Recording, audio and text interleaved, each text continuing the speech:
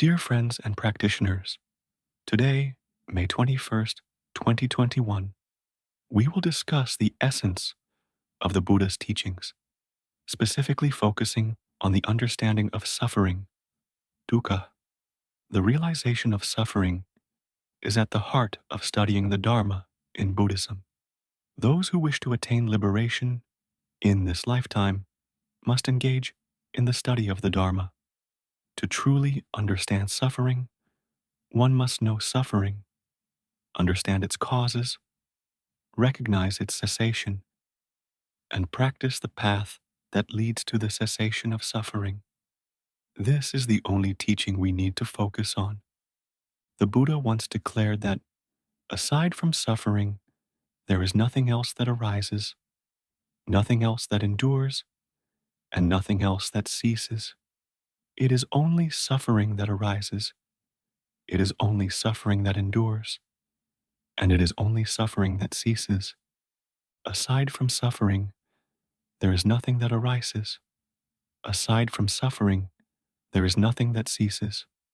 This refers to the state of vimutti, liberation, the state of being free from suffering, the ultimate transcendence of suffering, which is the nature of the mind itself. The mind is nature that is free from suffering. The mind does not suffer. The mind does not arise. And when the mind does not arise, it does not cease either. The mind is the knowing element, the nature of awareness, which is present with us at all times. There is no moment or instant in which this nature of awareness is not functioning. The mind is constantly performing its function of knowing from the moment of our birth to the present moment, and even beyond death. Every consciousness that exists in the three realms of existence, whether it be the mind of a noble being, Arya, or even the mind of the Buddha, shares this same nature. There is no difference between them. The nature of knowing is a quality that is free from all mental fabrication. It cannot be described or spoken about in conventional terms. This is a natural state that all of us possess, and there is never a moment in which we do not know. We are constantly aware, yet most of us have never truly recognized or understood this nature of knowing. The mind is the nature of knowing. It is the origin before any mental fabrication arises. This nature has already been present even before anything else came into existence. It is the mind itself. The mind is the nature of knowing, and it does not belong to anyone. It is inherently pure, luminous, and untainted. This nature of knowing neither arises nor ceases. It is Nirvana. It is the state of an Arahant. Yet, none of us truly recognize or experience this nature. We overlook the very essence that we already possess. Instead, we go searching for teachings and practices outside of ourselves, unaware that the true Dharma is already present within us. We end up searching for the Dharma outside of ourselves. We struggle and strive in the world of conditioned phenomena, in the world of change and impermanence, in the world of mental fabrications. We struggle in pursuit of desires because ignorance, avidya, leads our minds to flow into the realm of suffering, creating the three realms of existence. The state of suffering, or what we call dukkha, means the inability to endure the current condition because it is constantly changing, fluctuating, and arising and ceasing all the time. It is the nature of things to change, to be in a state of constant flux. This is the very essence of suffering, dukkha in its true form, the core of the Buddha's teachings, which the Buddha intended for beings to learn and understand. When someone grasps the correct principle by studying, understanding, and directly perceiving the nature of suffering within their own mind, becoming aware of the fluctuations of the mind and continuously learning about suffering. Such a person will become an Arya, noble being, in this lifetime. The term dukkha, or the state of suffering, refers to all phenomena, both external and internal. Internally, it refers to the mental formations, citta, sankhara. Mental formations are the processes or activities that accompany the mind. They are the thoughts, feelings, and emotions that are constantly in a state of fluctuation, change, and mental fabrication. They are not the mind itself, but rather the mental activities that arise and pass away, continuously shaping our experience. These mental activities, the thoughts and emotions, are in a state of constant change and transformation. This nature does not belong to anyone. It arises because of causes and conditions, and ceases when those causes and conditions are no longer present. It is always in a state of flux, continuously changing, and its nature remains as it is throughout. This is the nature of suffering, or dukkha, which is at the core of the Buddha's teachings, the fundamental truth that we must study and understand. The state of suffering here refers to citta sankhara, the mental formations, the thoughts, emotions, and moods that we experience. Our thoughts, feelings, and emotions are natural phenomena that are in a constant state of fluctuation and change. They arise and pass away continuously, and their nature remains the same, always changing, always impermanent. Our mental formations are continuously active, producing thoughts and emotions, sometimes feelings of happiness, sometimes sadness, and sometimes indifference, all the time. This is the nature of suffering that we must learn to understand. We experience this state of suffering continuously from the moment we wake up until we fall asleep. Our minds are constantly generating thoughts, emotions, and perceptions, and it is through recognizing and understanding this dynamic process that we begin to comprehend the nature of dukkha, suffering, as it manifests in our own minds. The three realms of existence, Dvaitatukkha, all operate according to the law of suffering, dukkha. They are in a constant state of fluctuation, change, and the cycle of birth and death. Things arise and pass away continuously, maintaining their nature as impermanent and unstable. This is the danger and harm that arises from our inability to grasp the essence of the Buddha's teachings. The essence of the Buddha's teachings is already present within our own minds. We simply need to become aware, to awaken to the true nature of our mental formations, citta sankhara. This means we must see our own emotions and thoughts clearly, recognizing them for what they are. The true Dharma has no language, no fixed principles. The 84,000 teachings in the Buddha's canon are all mental formations, citta sankhara. They are fabricated teachings designed to help beings understand the mind. They are conventional and constructed. Just as when I am speaking the Dharma right now, I am borrowing the language to communicate. I speak so that you can hear, record, and listen to the teachings. The terminology I've been using, referring to citta sankhara and the state of suffering, is rooted in Buddhist philosophy. Citta sankhara describes the impermanent, fluctuating nature of the mind and mental processes. I create phrases, sentences, and meanings through language, and once you hear them, you might hold on to them, believe them, or perhaps not believe them. Whether you believe or not, the result is the same. Avidya, ignorance, has already taken hold, and you have already been carried away by delusion. The process of fabrication is the nature of suffering, dukkha. This is citta sankhara, the mental formations.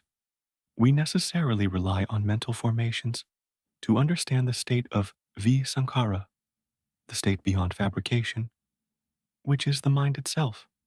In other words, we use conventional concepts and language to point us toward an understanding of liberation, vimutti, to help us grasp the state of freedom.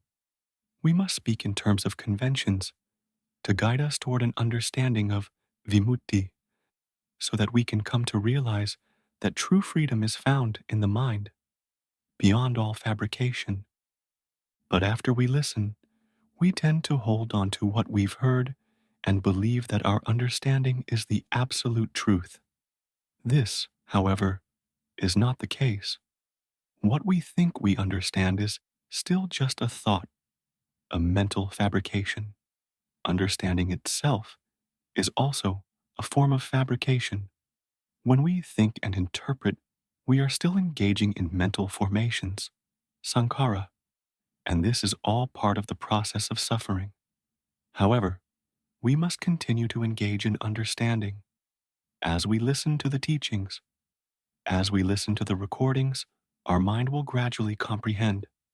Whether we experience doubt or clarity, the mind will process it in its own way. We don't need to try to control the nature of the mind. Just keep listening, and the mind will understand in its own time.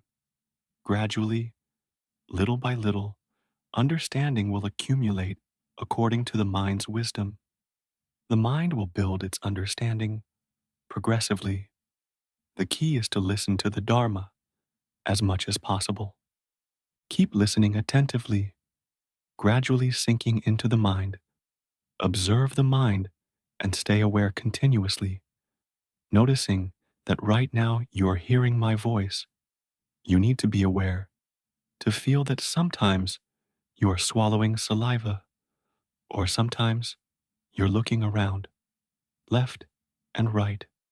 When you're listening, your mind may wander to something else, thinking about water boiling, or about the meal you'll eat next. Or perhaps you might be thinking about something like, should I open the shop tomorrow? Or should I take a day off? You might even silently mutter to yourself, what time should I open the shop tomorrow? Or should I just close it for the day? When these thoughts arise, you must be aware of them to recognize when you are thinking, when you are feeling something, or when emotions arise. Sometimes, while listening, you might feel sleepy. You need to recognize that you are experiencing this feeling.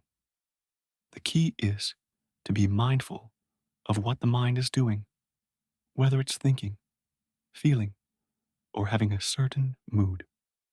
Every time you become aware of the mind's activity, whether it's thoughts, emotions, or feelings, it is an opportunity for the mind to recognize suffering, dukkha. The mind will see how suffering arises, how it persists, and how it ceases. It will understand where it comes from, how it is sustained, and how it disappears. It will realize that suffering is not a self. It does not have a permanent, independent identity. You'll begin to see the truth, the three characteristics, tilakkhana, as you witness the arising and ceasing of mental fabrications. You will observe how these fabrications are constantly changing, thinking here, feeling there, sometimes pleasant, sometimes unpleasant, or neutral. We will come to see the constant fluctuation and transformation of the mental formations, citta sankhara. As we continue to cultivate awareness, a remarkable transformation occurs. Gradually, understanding and insight develop in accordance with the level of the mind's maturity, until we reach the point where the mind sees that all these mental and emotional states have their own inherent nature.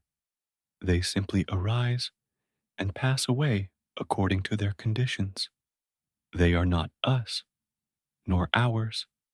They do not have an inherent self or independent existence. When we awaken to the mind, we remain steady and focused, maintaining continuous mindfulness within. We will begin to observe our emotions and thoughts constantly, no matter what we are doing, from the moment we wake up until we fall asleep.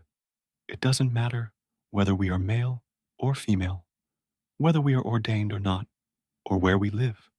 It doesn't matter whether we are working, driving, traveling, bathing, swimming, cooking, cleaning, or even walking in the mountains or the wilderness.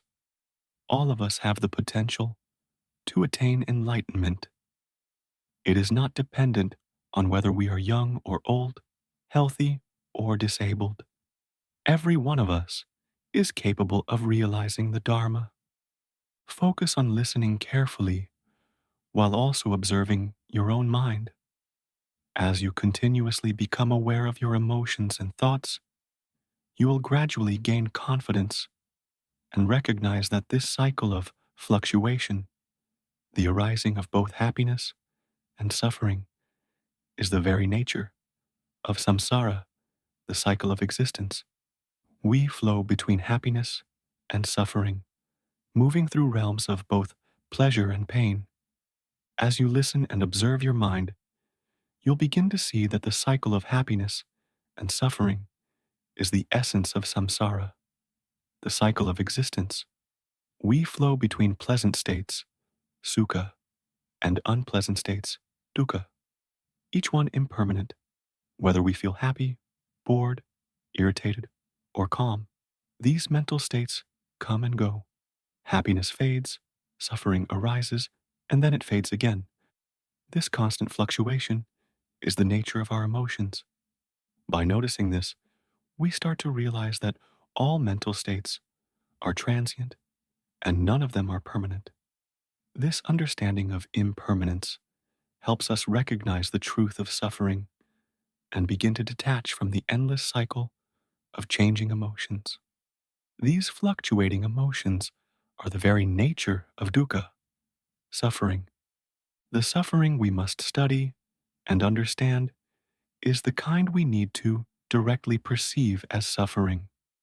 See that it is suffering without needing to think that it is suffering. It means that it is impermanent, constantly changing, and beyond our control. It has its own nature, and it remains as it is. If we continuously become aware of the workings of our mind in this way, we can be said to be learning about suffering, understanding the different aspects of suffering. When we begin to see this clearly, we are witnessing the nature of Dhamma, the true nature of things. All phenomena, including our thoughts and emotions, are impermanent, constantly changing, and beyond our control. One moment we may feel good, and the next we may feel bad, frustrated, or physically uncomfortable. We may feel light, relaxed, joyful, or laugh, but soon after, we may feel irritated, tired, angry, or upset. These states arise, stay for a while, and then fade away, only to appear again. Every time they arise, we can observe them as they come and go, realizing that they are transient and cannot be controlled. Our only task is to continuously observe and be aware of mental formations, citta sankara, moment by moment. As we do this, the mind will come to understand on its own that it arises and ceases. It changes and fluctuates. This is suffering. It is the nature of dukkha, suffering, and it is not us, nor ours. We cannot control it. We simply need to be aware and mindful, noticing that we are thinking in the present moment. The mind will see that it is thinking. The natural awareness of the mind, citta, will snap out of the mental formations, citta, sankhara, because by default, the mind tends to flow along with these mental formations. It flows with the thoughts we have, getting caught up in them. For example, we may flow with a thought, or we may get absorbed in what we're watching on TV, checking the phone, reading the news, and so on. As we engage with these external stimuli, our mind becomes entangled in the content, and we may get stressed or anxious as we follow along with these thoughts and emotions. However, if we can become aware in the moment, noticing that we are getting swept away by the flow of thoughts, emotions, or external objects, we can begin to step back. It's as if the mind's natural awareness, Sita, snaps out and observes the mental formations. It's like this awareness calls out to us, pointing out that we're playing with the thoughts and getting caught up in them, as if it's saying, you're just engaging with your thoughts and emotions. Look at it. You're getting lost in this. Don't get caught up in them. Just let them go. Don't think about that. Just remain calm. Don't engage with it. Don't get involved with your thoughts. Our task is simply to know, to be aware, to remain still, and to recognize that the thoughts are merely things that are being known. It's like a natural impulse, which in this case can be compared to us criticizing ourselves. We criticize our own ignorance. It's like we're scolding ourselves. Thoughts, when we keep thinking, only lead to more stress. Thinking more doesn't help. Why stress over it? Why think about it? Thinking doesn't get us anywhere. If we are continuously mindful and aware within ourselves, this is what is called non-negligence. Before the Buddha passed away, he told his disciples, do not be negligent. To be non-negligent means to be constantly aware and observant within, to see your emotions, thoughts, and mental states continuously. It means to recognize the presence of suffering in every moment without distraction or forgetfulness. When we are mindful within, we will also see the truth, Dhamma. All phenomena are impermanent, constantly changing, and they create stories and attachments. We flow with them, flowing into happiness or into suffering. This is the nature of suffering. When we flow with pleasant feelings, if we die at that moment, we are reborn in a good realm. But if we flow with negative emotions, we may be overwhelmed by them, and if we die in that state, we are reborn in an unfortunate realm, such as an animal, a hungry ghost, a demon, or in hell. But birth, whether in a good realm, sukha, or in a bad realm, dukkha, is still a form of birth. Buddhism does not teach us to seek rebirth. We must hold on to one principle. We must not be born again. We need to tell ourselves, with firm determination, and make a vow to our heart, in this life, I must attain the Dhamma. I will be one who will not be born again. From now on, we must be continuously awake and aware, constantly observing our own mind.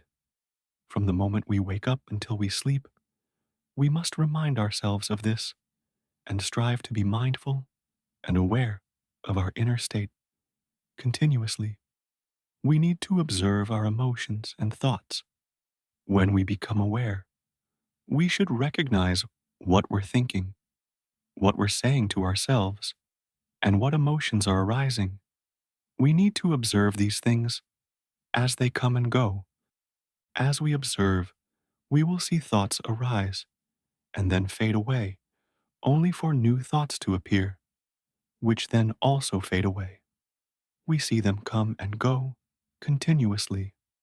Over time, when we separate ourselves from the thinking mind, the mind itself becomes detached from the mental formations.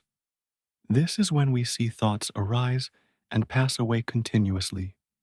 In that moment, the mind is separated from the mental formations, and it is a temporary state of nirvana, a brief experience of the cessation of ignorance.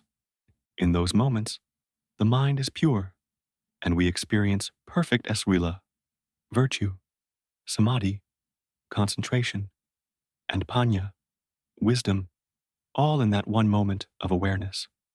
Every time we become aware, that moment is kanika samadhi, momentary concentration, and it is also samasati, right mindfulness, in that very moment. Every time we become aware, it is samasamadhi, right concentration, as well. Whether we call it kanika samadhi or upakara samadhi, nearness concentration, every time we are aware for a moment, seeing our emotions and thoughts in that moment, that is kanika samadhi. If we maintain that awareness steadily, without being distracted by thoughts or emotions, and we stay with the awareness for a longer period, that is upakara samadhi. In this state, the mind becomes clearer, seeing thoughts and emotions more distinctly and precisely. We are continuously aware and stable in that awareness. Upakara samadhi is when the mind becomes firm, awake, and concentrated, with both mindfulness and concentration being right. It is the kind of concentration that leads to the path and the fruits of nirvana, not the kind where one shuts their eyes and becomes unaware of everything around them. The practice of Dhamma that leads to wisdom is all about continuous mindfulness, being aware within from the moment we wake up until we sleep. We must be constantly aware and mindful. For those who have developed concentration and entered states of jhana, meditative absorption, whether it's the first, second, third, or fourth jhana, they still need to look at the mind. They must remain mindful and observe the mental formations, seeing how suffering arises and how the mind fabricates thoughts and emotions. This continuous awareness is necessary from waking to sleeping, whether one has attained concentration or not. Both are equally important. It does not matter if someone has developed deep concentration or not. The essential practice is to maintain continuous awareness of the mind and its workings.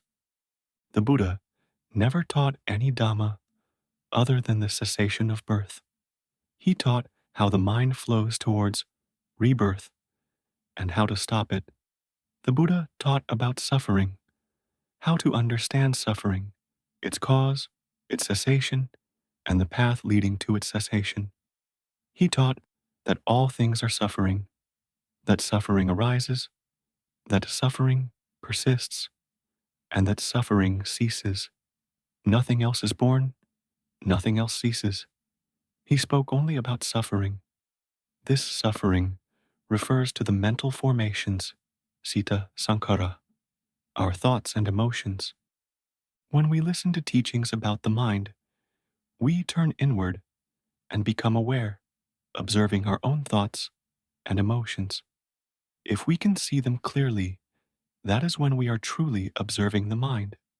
This is what it means to be awake within, to be mindful and aware. The mind then sees the mental formations, citta sankhara, and becomes separated from them, becoming the knower, the awakened one, the one who is liberated and joyful.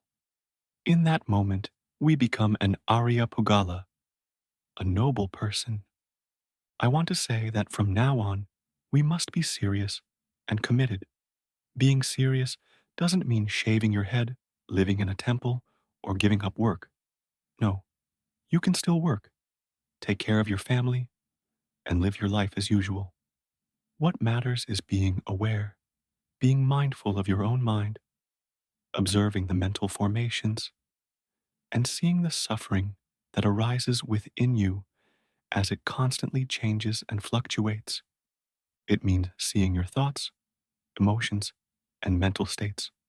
Be aware and notice when you are thinking, when you're speaking to yourself in your mind, or when you're feeling certain emotions. Just observe, be mindful, and recognize what is happening inside, noticing when you are thinking or feeling something. This is satipatthana, the practice of mindfulness, which is simply being awake and aware within. Being awake within means that every time we speak, think, or feel emotions, we give value to the five senses: sight, sound, smell, taste, and touch. When our eyes see a form, we tend to give value to it. When our nose detects a scent, we give value to it. When our ears hear a sound, or our tongue tastes food, or our body feels a sensation, we attach value to these experiences. Every time we give value to something, we need to be mindful and aware of it, to recognize that we are thinking, speaking, imagining, or feeling in that moment. We must become aware of these internal processes as they arise and pass away. The moment we realize it, we simply observe it, let it go, and allow it to pass. But you are aware, you are seeing that you are thinking, feeling, or experiencing certain emotions, and you are aware of it. When we are lying down, we dream every night, and in those dreams, there are always stories. We may dream of being angry with a friend, a child, a spouse, so angry that we might even fight, get violent. In the dream, the anger feels intense. But the moment we wake up, do we realize that we are feeling this? Do we recognize that we are thinking about the dream, the event that has already passed? It's in the past. It doesn't exist anymore. It was just something the mind created, a fabrication that arose and then faded away. Once we wake up and become aware, do we notice that the emotions from the dream are still lingering in our mind? The anger, the resentment, it's still there. But if we are mindful and recognize that we are feeling this way, we understand that the story, the emotions, are no longer real. They are just remnants of the mind's creation. They have passed. They are gone. The past is over, and it no longer exists. It's just a mental formation, something the mind perceived for a moment, and now it's finished. Our mind is neither inherently good nor bad. The mind is just as it is, in its own nature. The mental formations, citta, sankhara, simply arise and dissolve on their own. The nature of awareness knows them as they are. It is not connected to anything. There is no owner of those thoughts or emotions. They are as they are. Be with the knowing. Stay present with awareness. Do not focus on things that have already passed. They are simply natural phenomena that have appeared for the mind to know. There is no owner of the mental formations. They arise and pass on their own. The substance of the mind creates these stories based on perception, emotions, and conditions. It forms them according to memory, feeling, and the causes and conditions that arise in the moment. These are thoughts that arise, that speak, that create stories for us to see our own mind. Nothing in the world truly has a permanent, independent self. All things are anatta, without a self, impermanent, and empty of inherent existence. We must be mindful and aware, observing the workings of suffering. We need to see suffering for what it is, to understand how it functions. When we recognize and understand suffering, wisdom, panya, arises, and this wisdom arises in the mind, not in the brain. The mind will see the truth gradually, naturally, and it does not generate knowledge or understanding in a loud or forced way. The understanding arises quietly according to the nature of the mind itself. This is what we call wisdom, panya. The mind sees and understands that all phenomena have their own nature. They arise and pass according to their conditions. with emotions of happiness, suffering, or neutrality, with thoughts and speech constantly occurring. This is just how it is. When the mind sees this, understanding quietly arises on its own. Every time we teach ourselves, practice yoniso, manasikara, wise reflection, and remind ourselves that all states of suffering are impermanent and constantly changing. Sometimes there is happiness, sometimes there is suffering, sometimes neutrality, and then thoughts arise and speech follows. We become aware that these are simply the nature of things. As we reflect like this, we notice that we are thinking in this way. We become mindful and aware that these thoughts are happening. In that moment, the mind separates from the mental formations, Siddha Sankara, and the mind becomes the knower, the awakened one, the one who is liberated. We see the truth that these mental formations, these states of suffering, simply have their own nature. They are not us, nor are they ours. We cannot control them at all. True practice of the Dharma is to listen to teachings about the mind, reflect on them deeply, and observe ourselves, to be mindful and aware of our thoughts and emotions. By being aware, we begin to see the harm and danger of being carried away by the various states of suffering. The mind starts to separate from the mental formations, Siddha Sankara, becoming the knower, the awakened one, the liberated one, and no longer flowing with thoughts and emotional fabrications. We continue to live our daily lives, working, doing business, taking care of our families, our parents, our children, fulfilling our human duties. But now we live in this world with happiness and peace of mind. The mind begins to let go naturally, automatically. It understands the workings of mental formations. All states of suffering are impermanent, changing, and arise due to causes and conditions. Once the causes and conditions cease, they fade away. They have their own nature and are not us or ours. Every time we are born, we must face the same things, the experience of desire and its opposite. We are born with a body, sometimes healthy, sometimes not. We encounter both the fulfillment and the frustration of desires. We face sickness and suffering that arise from this body. Every time we are born, we must grow old, become ill, and die. We must face separation from those we love and desire. Every time we are born, we are confronted with the impermanence of all things, unable to control them. We cannot force ourselves to be born rich, nor can we simply wish for wealth or liberation from suffering. Whatever we desire, it never fully matches our expectations. But we will come to see that being born into the three realms of existence is suffering, a place for beings who are lost. We will see the dangers and drawbacks of birth and realize that not being born is the best.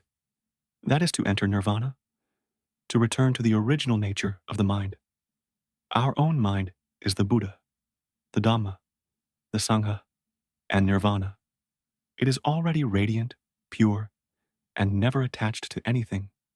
It is the nature that cannot be described or explained, perfectly complete in itself. The Buddha's teachings focus on understanding suffering. By truly knowing suffering, we can see its dangers and faults. We realize that all suffering arises from avidya, ignorance, the ignorance of the mind itself. The mind flows along with mental formations. Citta Sankara, it flows with states of suffering, and it follows the thoughts and emotional fabrications. If we are mindful, if we are aware, and not swept away by thoughts or emotions, the thoughts and feelings may arise, but we remain aware of them light and at ease, without being entangled in them. We abide in the natural state of knowing. This is the nature of awareness, the state of sati, mindfulness, and when we truly experience this, we encounter nirvana. A practitioner who attains this state will know it for themselves. Once one has experienced this, there is no need to ask the Buddha or any king or teacher about it, because they have directly realized that this is the ultimate end of suffering. There is nothing higher than this natural state. I'm not talking about anything else. I am speaking about our own minds, focusing on the essence of the Buddha's teachings. When we listen, we will no longer need to concern ourselves with the outer forms of the Dhamma or get caught up in the superficial aspects of practice. We should let go of all forms in our hearts and focus solely on being aware of our own mind, to truly see it for what it is. If we truly understand and see the workings of our own mind and its mental formations, citta sankhara, when we genuinely comprehend this, we will understand everything in the three realms of existence. We will know for ourselves what liberation from the cycle of birth and death is like. We will know everything in the Buddha's teachings, and we will no longer seek Dhamma elsewhere. We will no longer need to bow to the Buddha at any other place.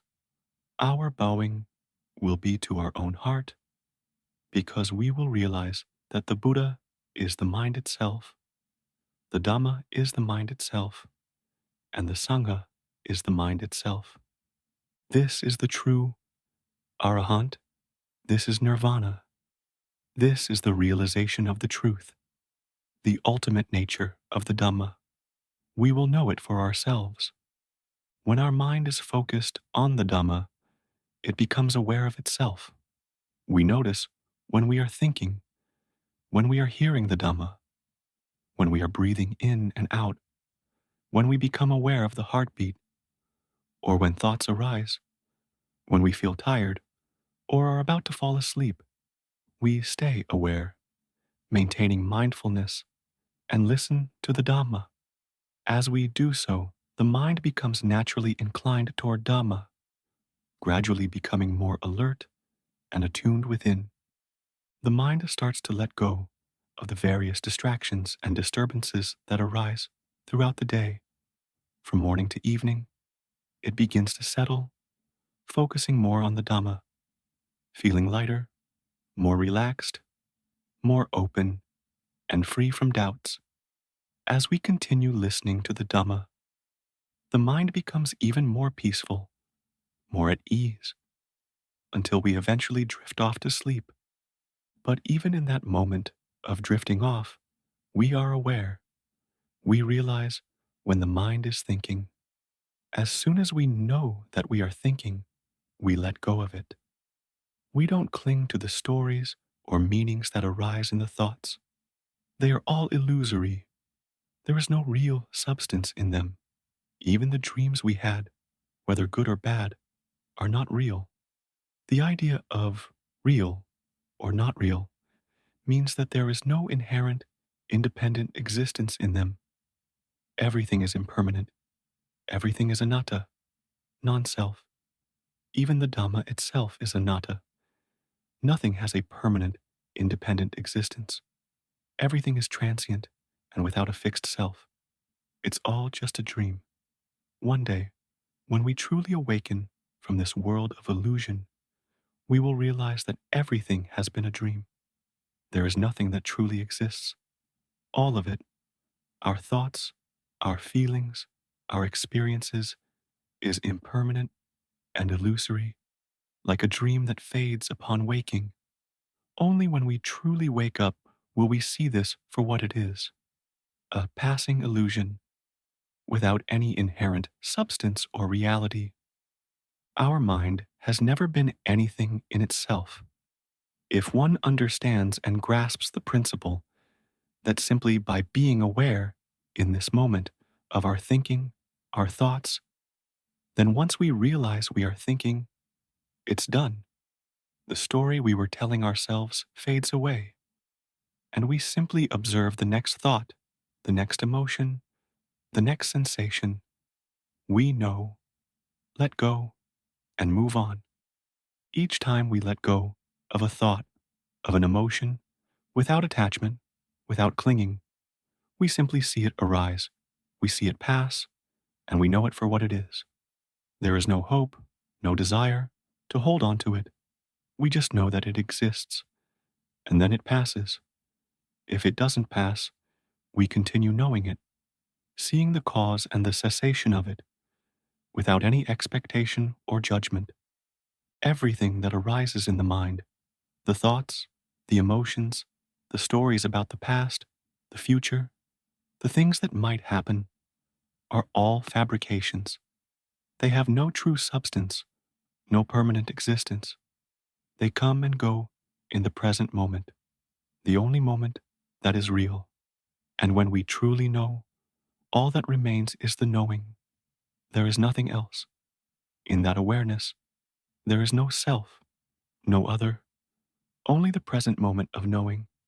Everything else is just a dream, an illusion.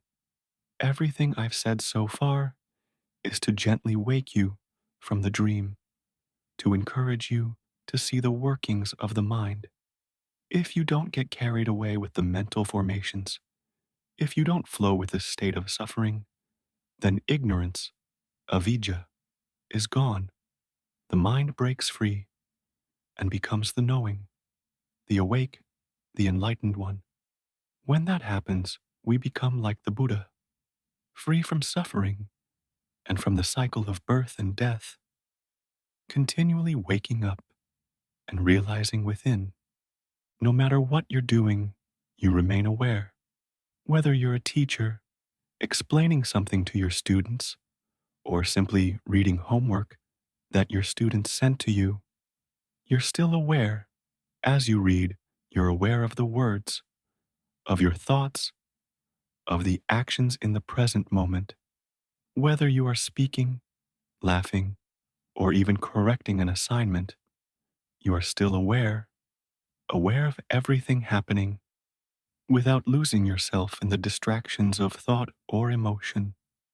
From the moment we wake up until we fall asleep, there is not a single moment when we cannot practice Dhamma, as long as we are ready and willing to be aware. The point is that we need to cultivate wisdom in our hearts by listening to the Dhamma as much as possible. Because when we listen to the Dhamma more and more, wisdom will gradually arise in our mind, little by little. We will begin to understand our own mind more and more, and eventually we will start to awaken within. We will easily begin to see our own thoughts, feelings, and emotions. It will begin to awaken on its own, according to the natural nature of the mind. It means that if the mind flows with thoughts, emotions, or feelings, you are aware that it is flowing. That awareness itself is the very practice of not flowing along with it, because the flow does not truly exist. There is nothing that truly exists. It is only the thought in the present moment. The mind, in its natural state, is like an empty space, free from attachment to anything.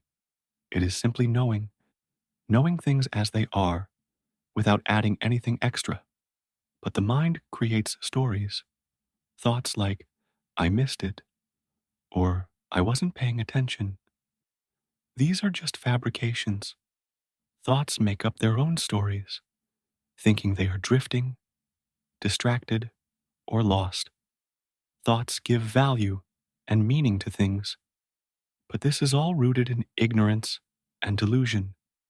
If we understand that just knowing is enough, then everything else doesn't matter. When the mind assigns value or meaning to something, let it be. Don't get caught up in it. Don't engage with it. Just let it pass without holding on. We don't need to hold on to those judgments. What matters is knowing. We know when the mind is thinking about the past.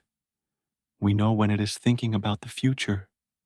We know when it wants to think or when it wants to feel something. We simply observe and know. This knowing happens in the present moment, right now.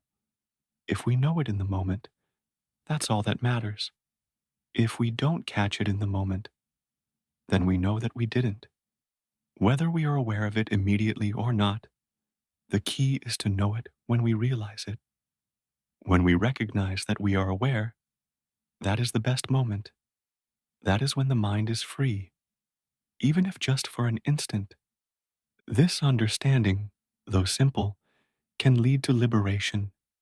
By simply being present and aware and letting things be as they are, without attachment or judgment, the mind can be freed from the endless cycle of birth and death. It is through awareness, the knowing in the present moment, that we can break free from the cycle of suffering and cycle of birth and death. Right now, we are dreaming. If only we wake up from the dream, everything will lose its value. Similarly, our thoughts and emotions, when we become aware of them continuously, will also lose their significance. They are just natural phenomena that have no owner. They exist as they are, and they are not us, nor are they ours. Today, it's time to end here. Sadhu, sadhu, sadhu.